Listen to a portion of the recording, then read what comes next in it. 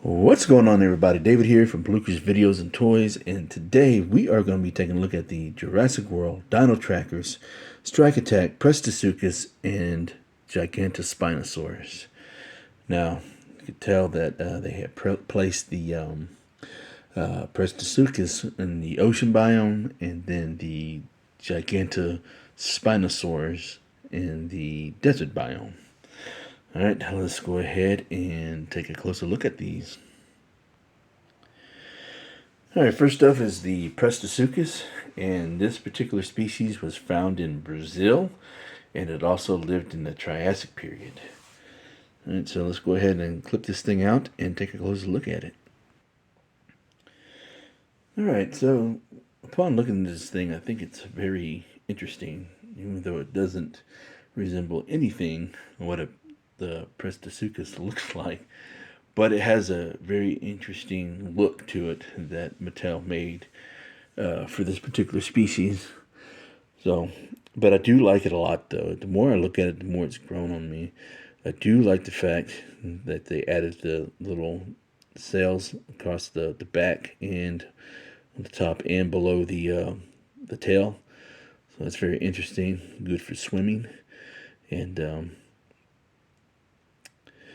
yeah, so very unique stance that they put it in and everything. So it looks like it was casted in this gray plastic, and on the back and sides it has this lightly blue striping pattern on it right there. So very cool. And it just comes to a complete stop right there. And then as far as the head sculpt goes, I like the fact they had that creamy underbelly here, and not underbelly, but under the neck, and then the jaw right here is a separate piece. And the skull of it is very different and unique in its own way.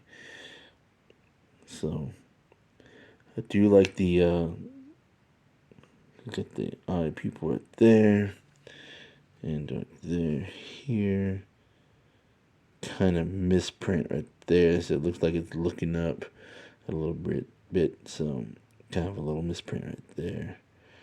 So, but overall, it's a nice looking design of this particular species. Got the crocodilian like scaling and everything, so it looks pretty good.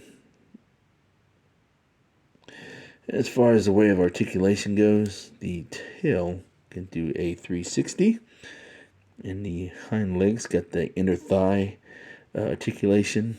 You can move forwards and backwards, forwards and backwards. So like I said, to get the inner thigh right there. Looks like mine here is stuck a little bit. So I might need a little hot water on there to hit that spot. But and then the front legs, it's got the ball and hinge. So forwards, backwards, in and out. So there. So here's the scan code if anybody needs it. And then as far as the head goes, there's no articulation in the neck or anything, but due to the gimmick. And of course it's got that chomping gimmick. It's a very nice, unique rose teeth right there. So it's interesting how they have these little large gaps in there just so they can have the placement of these teeth. So when it closes, it looks like it's flushed. That, but then when it opens, it's got all those gaps in there. But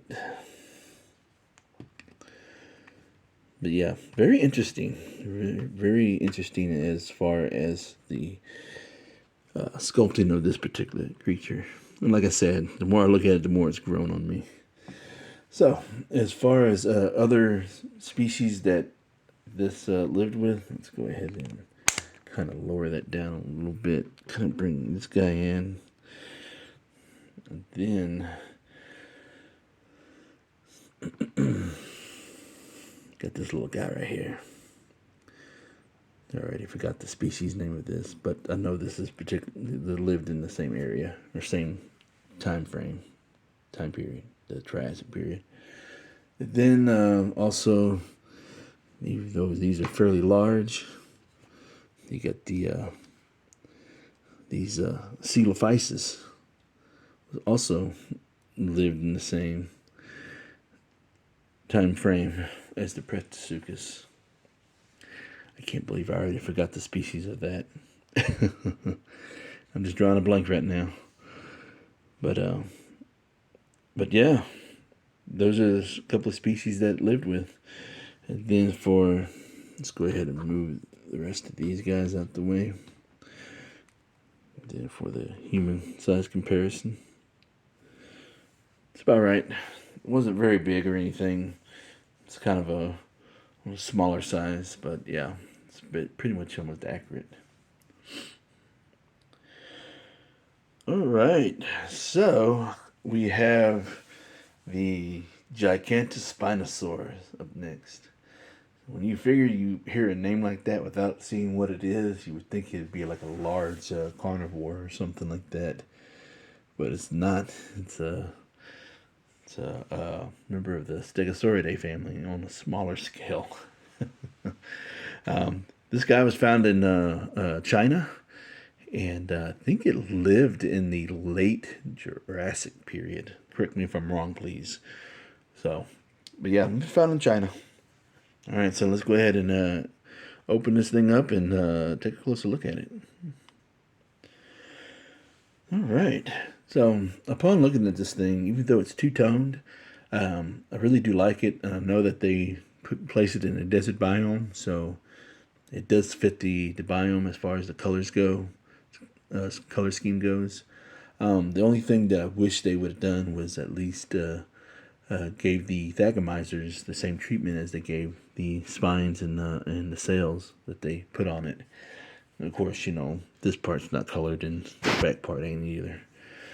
So, but anyways, as far as the sculpting goes, it looks really good.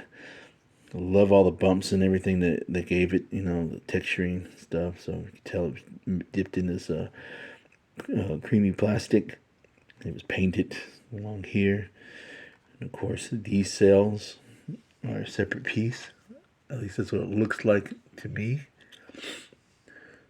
And of course, they got these separate pieces too. These are pretty much supposed to be on the side of on the shoulders of the the Gigaspino. So, of course, there's no paint right there for the smaller cells here in the back either. So it's kind of expected. But overall, the figurehead itself looks really cool. I really do like the molding that they gave it and everything. So it's a new species. I'm very happy to have it.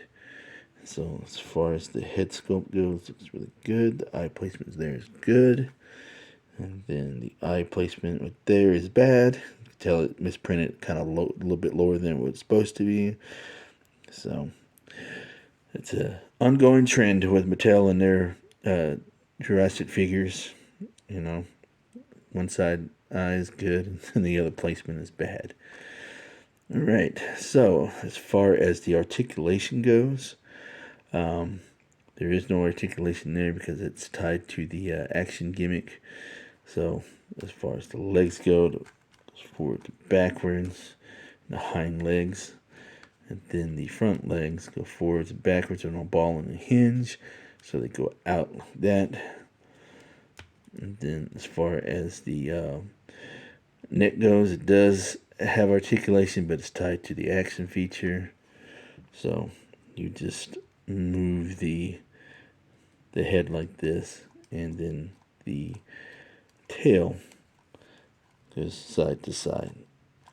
But like I said, they should have just kind of gave the Thagomisers this kind of treatment, in my opinion. Should be like 4 instead of 6. I think they gave it an extra set. I'm not too familiar with the Gigantospinosaurus, so I don't really know if that's actually accurate or not. But I do know that most of these Stegosauridae that have these big, large spikes. They usually are on the shoulder blades. But that looks cool, though. I don't have a problem with that. Alright, so as far as weight articulation goes for this thing, other species that lived in China, or that were discovered in China as well. Here we have the big, beefy Gigantspinosaurus with the really short tail. That tail is super short. That thing needs a do-over as far as the tail goes. So then also the Dilophosaurus was found in China as well. Yeah, it keeps on falling over for whatever reason.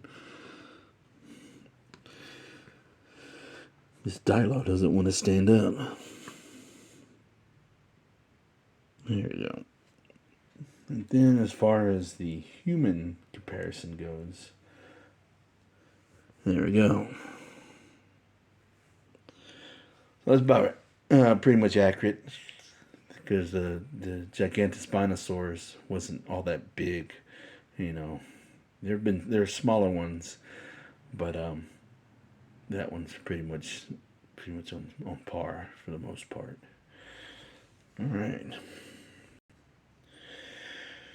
Well, I do like both of these. I think the Prestosuchus has a very unique design, even though it's not even close to being scientifically accurate. But I do like the design that Mattel gave it as far as the look goes. So it's very different, I should say that. And then the Gigantospinus or Gigaspinosaurus, if you want to call it that too as well. I don't know the actual accurate pronunciation for it, so forgive me for that. But I do like the design as well. I do like the color schemes that was given to both of these particular species to offset the biomes that they were placed in. Even though a lot of collectors don't like certain color schemes that were given to these particular species, but I think they work well given to the nature and that these toy lines represent, and what they the biomes that they place these particular species in.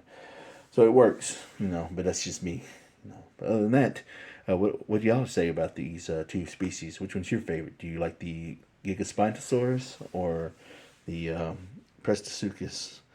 And don't forget, where's the wisdom? Buy what you love and know what you like. Because if you buy what you like, you will always end up getting rid of it. And I will catch y'all later.